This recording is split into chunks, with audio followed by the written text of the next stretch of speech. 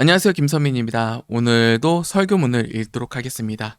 지난번에 읽었던 이 책, 성령의 사역, 회심과 부흥이라는 책, 제임스 뷰캐넌 목사님께서 쓰신 책이죠. 이렇게 해서 하나 빼먹었네요. 자,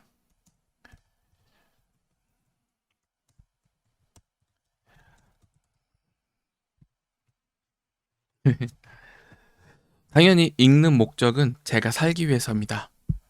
이렇게 비어있는 공간에서 비어있는 시간 동안에 좀 더 말씀과 기도에 집중을 하고 제가 살아야겠어요. 제가 좀 나이가 먹다 보니까 많이 허무해지는 것도 있겠지만 뭐 교회를 출석하고 사역을 하면 되게 신앙적인 상황이 넉넉진 않잖아요.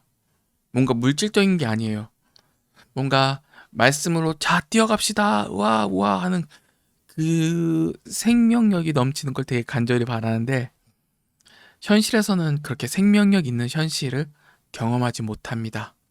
오히려 진리대로 삽시다 라고 얘기를 하면 가르치면 그냥 타협을 하고 무너지고 망가지고 하는 꼬라지를 너무나 많이 보면서 저 자신도 낙담을 하게 되더라고요. 끊임없이 무너지더라고요. 그럼 뭐 어떻게 해야겠어요? 말씀과 기도로 다시 아둥바둥 거려야겠죠. 제가 죽으면 안 됩니다. 교회가 죽으면 안 됩니다. 하나님의 권한 안에 있는 그 하나님의 능력 안에서 다시 살기를 바라야죠. 하나님께서 기쁨을 보여주실지 아니면 슬픔과 괴로움을 오랫동안 보여주실지는 저는 잘 모르겠어요. 하나님의 권한이라서 제가 뭐라고는 뭐 어떻게 할 수는 없는데 워낙 연약한 인간이잖아요. 뭐 이럴 때일수록 어떻게 해야 될까요? 더욱 심지를 굳게 해 나아가야겠죠.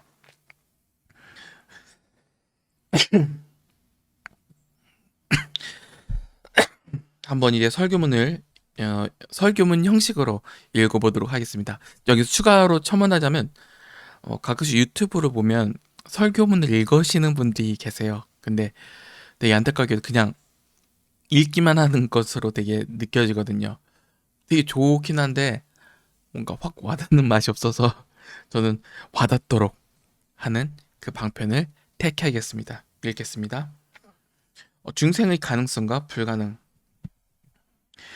우리는 성경을 통해 종종 인간은 할 수 없는 일을 하나님께서는 하실 수 있다는 말씀을 읽게 됩니다. 그러나 이와 동시에 하나님과 인간이 동시에 할 수 없는 일이 있다는 말씀도 읽을 수 있습니다. 성경에는 인간에게는 불가능한 일이지만 하나님께는 지극히 가능한 일들에 대해서 기록되어 있습니다. 예를 들면 천사가 마리아에게 한 말입니다. 대저 하나님의 모든 말씀은 능치 못하심이 없느니라. 누가복음 1장 37절 말씀이죠. 반면에 어떠한 자연적 어려움에 관한 하나님의 전능하신 능력이 극복하지 못하실 일이 없음에도 불구하고 하나님으로서도 하실 수 없는 일들이 몇 가지 있습니다. 그러나 이러한 불가능성은 하나님의 능력이 부족하기 때문이 아닙니다. 하나님의 본질적인 성품들과 모순되거나 하나님의 불변하시는 의지와 반대되는 것들과 관계된 것이죠. 그러므로 우리는 성경에서 다음과 같은 말씀들을 읽게 되는 것입니다. 히브리서 6장 18절에 이는 하나님이 거짓말을 하실 수 없는 이 두 가지 변치 못할 사실을 인하여 앞에 있는 소망을 얻으려고 피하여 가는 우리로 큰 안위를 받게 하려 하심이라. 디모데후서 2장 13절은 우리는 미쁨이 없을지라도 주는 일양 미쁘시니 자기를 부인하실 수 없으시니라. 히브리서 11장 6절에는 이런 내용이 있죠. 믿음이 없이는 기쁘시게 못하나니. 위에 나타난 불가능성에 대한 언급들은 모두 그 본질에 있어서 하나님의 본질적인 성품과 모순되는 것들입니다. 만일 이러한 일들이 발생한다면 하나님은 하나님 되실 수가 없으며 이러한 일들이 발생하기 이전에 하나님 대심을 멈추어야 할 것입니다. 이러한 종류의 도덕적 불가능성은 중생받지 못한 자들의 구원에도 동일하게 발견됩니다. 그런데 우리 주님이 니고데모에게 하신 말씀과 구원받는 것이 얼마나 어려운 일인지 밝히신 또 다른 말씀 사이에는 엄청난 차이점들이 있습니다. 부자들에 대한 언급과 그들이 하나님 나라에 들어가는 것이 얼마나 어려운 것인지에 대해서 우리 주님께서는 복음서에 한 부자 청년의 예를 들며 그 부자 청년이 재물이 많음으로 근심하여 떠나갔다라고 말씀하십니다. 예수님께서 계속해서 하신 말씀을 들어봅시다. 마가복음 19장 23절과 24절에 이런 내용이 있습니다. 예수께서 제자들에게 이르시되 내가 진실로 너희에게 이루노니 부자는 천국에 들어가기 어려우니라.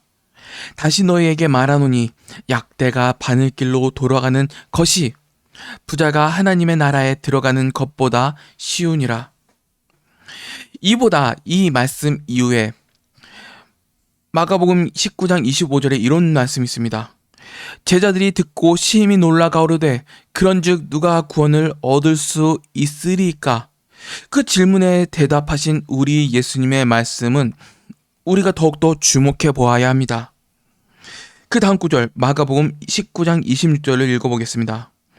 예수께서 저희를 보시며 가라사대 많은 사람으로는 할 수 없으되 하나님으로서는 다 할 수 있느니라. 즉 재물이 많은 부자 청년이 장애물을 극복하는 것이 자연적으로는 불가능한 일임에도 불구하고 이러한 장애물을 제거하는 것이 완전히 불가능한 일은 아니라는 것입니다. 뿐만 아니라 장애물을 극복하려는 목적으로 자신의 능력을 사용함에 있어서 본성에 모순되거나 반대되는 것도 역시 아니었습니다. 따라서 많은 부자와 문벌 좋은 자가 부르심을 받지 않음에도 불구하고 모든 시대에는 소수의 부자가 회개함으로 그 받은 은혜를 따라 놀라운 업적을 이루는 것을 발견하게 됩니다. 그러나 중생받지 못한 자에 대한 예수님의 언급이 이와 같이 얼마나 차이가 있는지를 주의 깊게 살펴보아야 합니다. 예수님께서는 이 중생받지 못한 자의 천국 입성에 대해서 사람으로서는 할 수 없으되 하나님으로서는 다 하실 수 있다고 말씀하지 않으셨습니다. 오히려 그가 하나님 나라를 보는 것이 전혀 불가능하다는 것을 단정적으로 선언하셨습니다. 예수님께서는 이렇게 선언하신 것이 이 일이 하나님으로서는 불가능한 일임을 계시하시기 위함이었습니다. 예수님께서 선포하신 의지와도 모순되는 즉 본질적인 완전하심과 그분의 통치의 시행 원리들을 파괴하는 것임을 밝히시기 위함이었습니다. 그러나 실제로 그것은 가능합니다. 그것은 매우 가능한 일입니다. 회심하지 않은 자가 회개하고 중생받지 못한 자가 새롭게 되는 일은 매우 가능한 일입니다. 왜냐하면 이 일은 전혀 하나님의 뜻이나 성품이나 공의의 시행과 모순되는 일이 아니라 오히려 하나님께서 바라시는 일이며 그의 은혜와 능력의 중재하심에 합당한 일이기 때문입니다. 그러나 회심하고 회심하지 않는 상태 그대로 남아있는 죄인이 구원받는 일과 육으로 난 자가 영으로 새롭게 나지 않은 채 천국으로 들어가는 일은 절대로 불가능한 일입니다. 그것은 하나님께서 하나님이신 이상 영원히 불가능한 일이 될 것입니다. 이 일이 철저하게 불가능한 것은 우리가 지금부터 살펴볼 다음과 같은 몇 가지 이유 때문입니다. 첫 번째, 영적 변화가 가져오는 영적 왕국에 대해서 한번 나눠보도록 하겠습니다. 거듭나지 않는 자는 누구든지 하나님의 나라를 볼 수 없습니다. 왜냐하면 그것은 하나님 자신께서도 하실 수 없는 일이기 때문입니다. 여기에는 모순을 내포하고 있습니다. 그 모순은 육적인 마음이 그 본성의 급진적인 변화 없이도 하나님의 영적인 왕국의 시민과 백성이 될 수 있다는 착상입니다. 하나님께서 그의 백성에게 주실 안전과 행복의 상태를 묘사하기 위해 사용된 표현은 매우 중대하고 교훈적입니다. 그것은 사람들이 관찰할 정도의 안전, 즉 형벌로부터의 면제나 다가오는 진노로부터 안전 정도로 의미하지 않습니다. 그것은 오히려 하나님의 왕국이 제공해주는 안전입니다. 하나님의 백성들이 그 안에 있음으로 안전을 느끼는 왕국을 가리킵니다. 왜냐하면 그들은 그 왕국 안에서 전능하신 이의 능력으로 보호받기 때문입니다. 그것은 또한 그 안에 있음으로 느끼는 행복이 있습니다. 왜냐하면 그들은 그 왕국 안에서 전능하신 이의 무한하신 사랑을 공급받고 있기 때문입니다. 그러나 이러한 하나님의 왕국은 안전과 행복 이외에 어떤 특정한 법칙과 그 법칙의 시행에 의해 통치되는 왕국입니다. 그 왕국의 시민된 자들의 복종과 섬김을 요구하죠. 따라서 누구라도 지상이든지 하늘이든지 이 왕국에 들어가려고 하는 자들에게 이러한 복종과 섬김이 요구되는 것은 매우 당연한 일입니다. 그러하기에 인간은 불순종의 무기를 그 문간에 내려놓고 자신의 본래적인 충성과 의무의 자리에 복귀하지 않고서는 절대로 이 세상에서의 거룩한 왕국에 들어가지 못할 것입니다. 이처럼 거룩하고 영적인 하나님 나라에 들어가는 것은 더더욱 어려운 일이 아닐 수가 없습니다. 물론 중생받지 못한 자들은 외면적인 은혜의 왕국에 들어갈 수는 있습니다. 그러나 참된 영적 왕국은 말에 있지 않고 오직 능력에 있습니다. 그리스도께서 다음과 같이 말씀하셨습니다. 누가복음 17장 21절에 또 여기 있다 저기 있다 하고도 못하리니 하나님 나라는 너희 안에 있느니라 라고 말씀하셨죠. 또한 사도들도 다음과 같이 말합니다. 로마서 14장 17절에 하나님 나라는 먹는 것과 마시는 것이 아니오 오직 성령 안에서의 의와 평강과 희락이라. 우선 이 하나님 나라는 죄인의 마음에 하나님의 보좌를 설치하는 것과 이로 말미암아 자신의 의지를 하나님의 권위에 복종시키는 것, 그리고 자신의 사랑과 모든 감정을 하나님을 섬기는 데 동원하는 것에 있습니다. 따라서 여전히 거듭나지 않은 상태로 남아있는 인간이 이 왕국의 구성원이 될 수 있다고 말하는 것은 마치 죄인이 한편으로는 외국인이요 또 한편으로는 내국인이며 친구이자 적이며 살아있는 자이자 동시에 죽은 자라고 말하는 것과 같습니다. 만일 하나님께서 인간들을 구원하신다면 한 사람도 예외 없이 하나님께서 그들을 자신의 왕국으로 인도하시고 그의 거룩하신 통찰에 두는 것임을 반드시 깨닫고 발견하게 될 것입니다. 그러므로 그들이 어떤 심각하고 급진적인 위대한 변화를 경험하지 않고 이 왕국에 입성하는 것이 도무지 불가능한 일인 것입니다. 바로 이런 점에 있어서 우리 주님께서 하신 다음의 말씀은 자증적 진리의 말씀인 동시에 매우 확실성 있는 말씀이 됩니다. 하나님, 사람이 거듭나지 아니하면 하나님 나라를 볼 수 없느니라. 아멘. 두 번째, 영적 변화가 가져오는 구원의 소망에 대해서 나눠보도록 하겠습니다. 거듭나지 않은 자는 누구든지 하나님 나라를 볼 수 없습니다. 이는 하나님께서는 거짓말 하실 수 없는 분이시기 때문입니다. 오히려 하나님께서는 우리가 회개하든지 정죄하든지 둘 중 하나를 취할 것을 아주 명백히 말씀하셨습니다. 이사야 40장 8절에 푸른 마르고 꽃은 시드나 우리 하나님의 말씀은 영영이 서리라 하라. 또 마태복음 5장 18절에 진실로 너에게 이르노니 천지가 없어지기 전에는 율법의 1.1핵이라도 반드시 없어지지 아니하고 다 이루리라. 민수기 23장 19절에 하나님은 인생이 아니시니 시건치 않으시고 인자가 아니시니 후회가 없으시다. 어찌 그 말씀하신 바를 행치 않으시며 하신 말씀을 실행치 않으시랴. 우리는 성경에서 하나님이 종종 후회하시고 심각한 심판을 실행을 취소하신다는 말씀을 읽게 되는데 이것은 모두 사실입니다. 그러나 우리가 이러한 말씀들을 주도 면밀히 살펴본다면 이 말씀들이 일반적인 교리, 즉 하나님은 변치 않으시며 거짓을 말하지 않으시고 후회치도 않으신다라는 교리들과 전혀 모순되지 않고 오히려 일치되는 것임을 깨달을 수 있을 것입니다.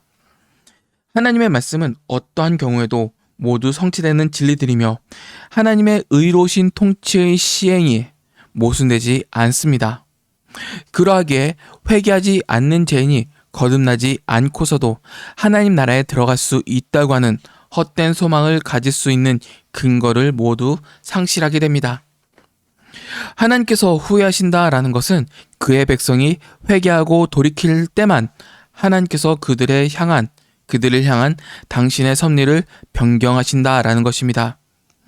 그러나 그 백성들을 다루심에 있어서 이러한 하나님의 후회는 하나님께서 거룩한 섭리를 실행하실 때 나타나는 불변하고 영원한 원리로서 매우 일관적이며 알맞은 현시인 것입니다.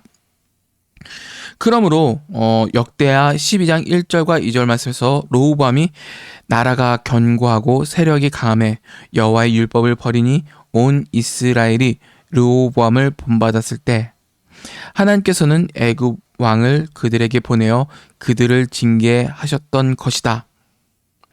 또 역대하 12장 5절부터 7절까지의 말씀을 읽으면 여호와의 말씀이 너희가 나를 버렸으므로 나도 너희를 버려 시삭의 손에 붙여놓으라 하셨다 한지라. 이에 이스라엘 방백들과 왕이 스스로 겸비하여 가로되 여호와는 의로우시다 하매 여호와께서 저희의 스스로 겸비함을 보신지라. 여호와의 말씀이 스마야에게 임하여 가라사대 저희가 스스로 겸비하였으니 내가 멸하지 아니하고 대강 구원하여 나의 노를 시삭의 손으로 예루살렘에 쏟지 아니하리라. 또한 예로부터 아합과 같이 스스로 팔려 여호와 보시기에 악을 행한 자가 없다고 전해져 온 악한 아합이 그 옷을 찢고 굵은 배로 몸을 동이고 금식하고 굵은 배에 누우며 행보도 천천히 한지라. 여호와의 말씀이 디셉 사람 엘리야에게 임하여 가라사대 아합이 내 앞에서 겸비함을 내가 보느냐. 저가 내 앞에서 겸비함을 인하여 내가 재앙을 저의 시대에 내리지 아니하고 그 아들의 시대에야 그 집에 재앙을 내리리라 라고 말씀하셨습니다. 또한 요나의 설교를 통해 회개한 니느웨 백성들의 경우도 역시 이러한 하나님의 돌이키심을 잘 보여주고 있습니다. 요나의 설교를 통해서 회개한 니느웨 방백은 온 나라에 금식을 선포하고 다음과 같이 말했습니다. 하나님이 혹시 뜻을 돌이키시고 그 진노를 그치사 우리로 멸망치 않게 하시리라. 그렇지 않은 줄을 누가 알았으랴 한지라. 결국 하나님께서 그 재앙을 내리시지 않으셨음을 발견하게 됩니다. 하나님이 그들의 행한 것 곧 악한 길에서 돌이켜 떠난 것을 감찰하시고 뜻을 돌이키사 그들에게 내리리라 말씀하신 재앙을 내리지 아니하시니라 라고 말씀하셨죠.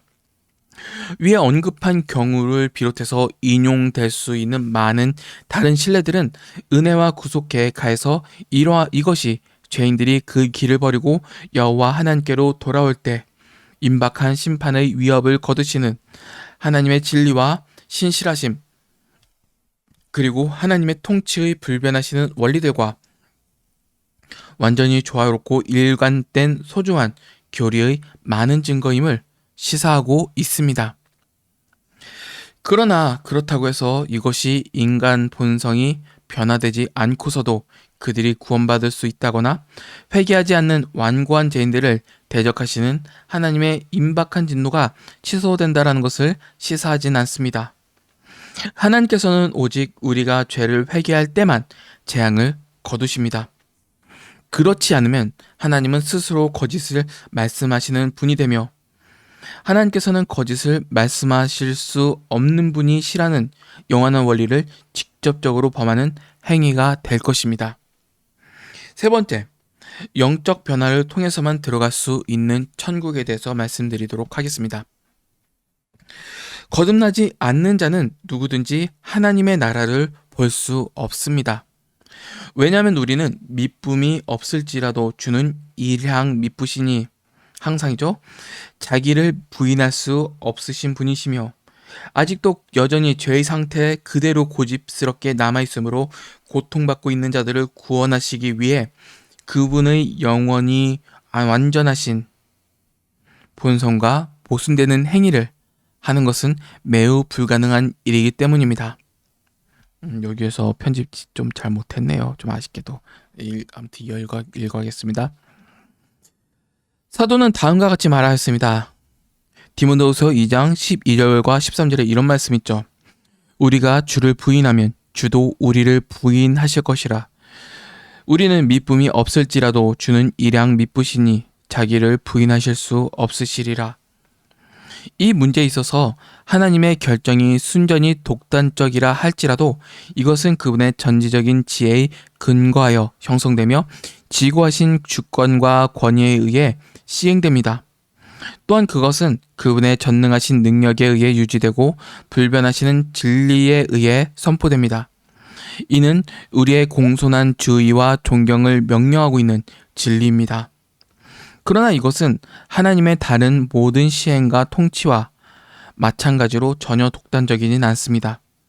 왜냐하면 그것은 모두가 다 하나님의 신적인 본성에 본질적이고 불변하시는 성품으로서 연원되는 것이기 때문입니다. 하나님께서는 여전히 하나님 되시는 한 하나님께서는 절대 불가능한 몇 가지 일이 있습니다. 그것은 위에 언급한 한 가지 진리가 그중 하나입니다. 곧 하나님께서 거듭나지 않은 자를 그의 왕국에 들어가게 하실 수 없다는 것입니다. 하나님께서는 중생하지 않은 자에게 하나님의 왕국에 들어갈 자격을 부여하실 수는 없습니다. 왜냐하면 그것은 하나님께서 자기를 부인하시는 일이 되며 이 세상을 통치하시고 다스리시는 통치자의 원리에 전혀 반대되는 행동이기 때문입니다. 죄인이 다시 태어나지 않고서도 하나님 나라인 천국에 들어갈 수 있다고 가정하는 것은 특별히 다음과 같은 세 가지 측면에서 하나님이 반드시 자신을 부인하셔야 한다는 것을 암시합니다. 첫 번째로는 그렇게 된다면 하나님은 반드시 도덕법으로서의 자신의 율법을 폐기하셔야 합니다. 둘째로 하나님은 구속의 계획에 있어서 선언된 목적과 계획을 수정하셔야만 합니다. 마지막으로 하나님은 인간에게 부과된 도덕적 성질을 파기하시거나 그분의 나라 전체 본질을 변경하셔야 할 것입니다. 그러나 하나님의 나라에 들어가기 위해서는 인간의 영적 변화가 필수 불가결한 것이라는 사실은 하나님의 도덕적 통치의 일반적 계명에 의해 추론될 수 있습니다. 어떤 의미에서 모든 인간은 제 아무리 반역적이며 악하다 할지라도 하나님 나라의 지배를 받는 백성들입니다. 왜냐하면 그들은 모두 하나님 통치 아래에 있고 그의 권위에 복종해야 하며 그들의 심판자이신 하나님 앞에 책임을 져야 하는 존재들로 지음을 받았기 때문입니다. 따라서 우리가 어떤 통치의 체계 아래에 있다라는 것은 모든 사유하는 인간들이 직관적으로 느끼는 확신입니다. 모든 인간들은 한 사람도 예외 없이 어떠한 통치 체계의 지배를 받고 있는 것입니다. 우리는 모두 어떠한 제지와 속박을 받고 있다는 것을 자주 느끼며 살고 있습니다. 그것은 우리의 의지와 별개로 우리에게 부과된 외면적인 권위입니다. 따라서 우리가 마음대로 행동할 자유가 있다고 하더라도 우리가 살고 있는 사회의 권위를 변경할 수는 없습니다. 우리는 그러한 법과 계명으로부터 우리를 해방시킬 수 없으며 우리의 행동에 따른 결과를 회피하거나 백지화할 수도 없습니다. 이러한 측면에서 우리가 살고 있는 이 세상의 통치의 체계는 본질적으로 도덕적입니다. 그것은 우리의 양심과 우리가 살고 있는 세상에서의 경험을 통하여 잘 나타냅니다. 우리 마음속에는 하나님께서 계명의 수여자이시며 심판자이시라는 것을 계시해주는 신비한 마음의 법이 존재하고 있습니다. 우리의 모든 경험은 하나님께서 한편으로는 죄와 비참, 그리고 다른 한편으로는 거룩과 행복 사이에서 불가분한 관계를 설정해 놓으셨음에도 불가분한 관계를 설정해 놓으셨음을 잘 증거하고 있습니다. 이것이 바로 하나님의 통치의 일반적인 구성 요소입니다. 이러한 일반적인 통치 체계를 피해갈 수 있는 악인들은 아무도 없습니다. 오히려 이 통치의 실현은 가장 극렬하게 반대하는 악인들의 실제적인 경험을 통하여 가장 강력하게 나타날 것입니다. 그리고 악인들의 범죄를 심판하실 때에 그들은 여전히 하나님의 계명을 지켜야 하는 백성으로 다루어져야 할 것이며, 바로 이때 이 심판은 가장 갈목할 만한 공적 정의의 본보기가 될 것입니다. 그러나 우리 주님께서 하나님 나라를 말씀하실 때 주님은 모든 사람들에 대한 일반적인 도덕적 통치를 언급하지 않고 영광과 은혜의 왕국의 말씀을 하십니다. 구속받은 백성들을 한 곳으로 불러들이시는 나라에 대해서 말씀하시는 것입니다.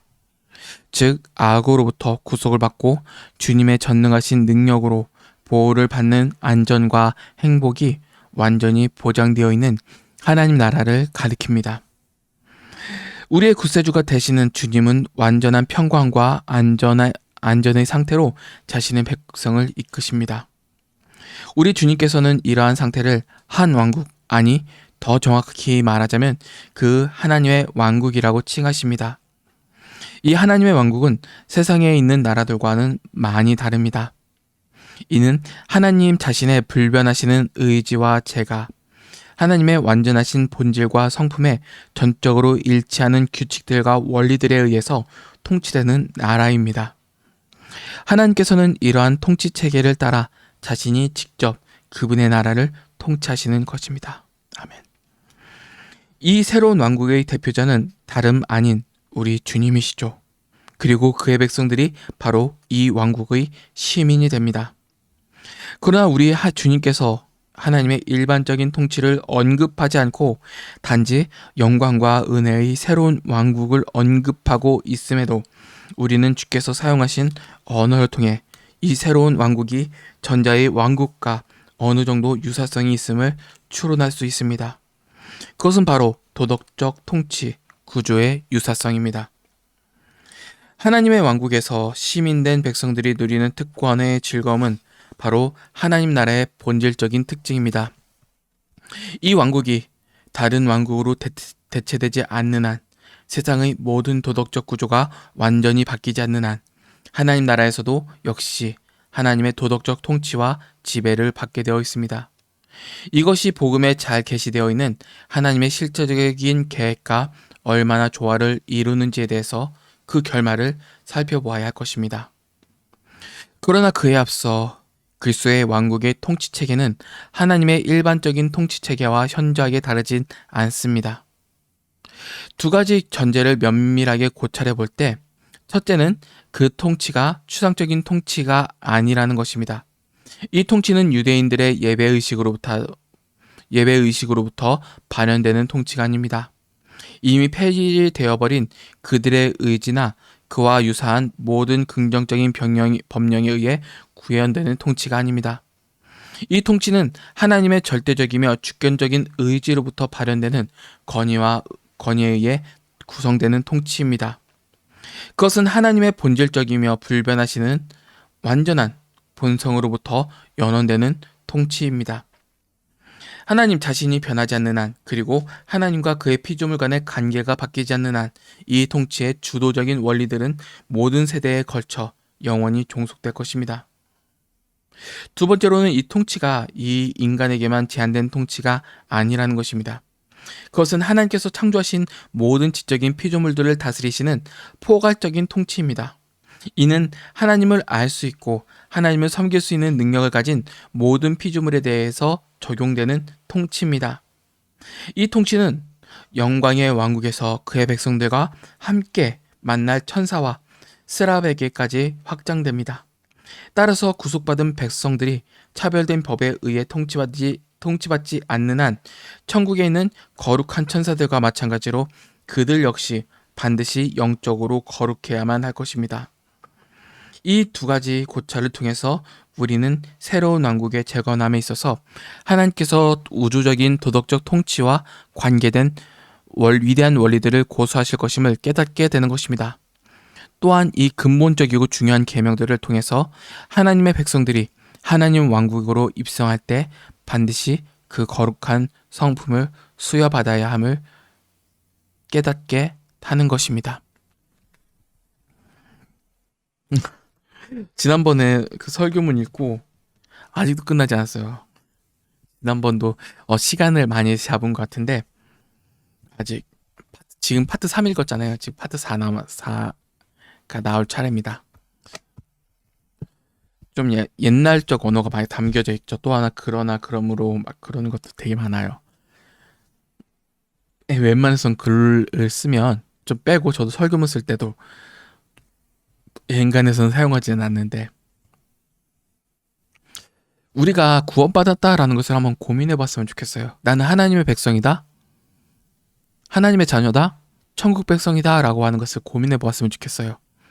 하나님의 백성이 된다라는 것은 나의 모든 것이 변하는 거예요. 나의 통치가 내 뜻이 아니라 내가 원하는 것을 누리기 위해서 어떠한 타협하는 것들이 아니라 하나님께 온전히 묶여져 있는 백성이에요. 하나님을 사랑하고 하나님을 기뻐하고 하나님께서 주시는 즐거움을 경험해 나가는 것, 또한 하나님의 진리대로 살기 위해서 세상과 타협하지 않고 투쟁해 나아가는 그리스도인의 삶을 보여주죠. 되게 이 설교문을 읽으면서 현실적 고민이 크죠? 왜요? 하나님의 통치를 받지도 않고 교회에 와서 나는 하나님의 백성입니다 라고 말하는 거짓된 그리스도인 때문이죠. 하나님을 믿는다는 것은 그의 통치에 따르겠다라는 전적인 순종의 합의가 담겨져 있습니다. 이는 일반적인 인간으로서는 할 수 없고 거듭난 사람만이 가질 수 있는 것이죠. 가끔씩 넘어지고 자빠질 수 있습니다. 그러나 기본적으로 하나님 나라의 백성은 그의 법을 알고 그가 주신 선함을 알고 있습니다.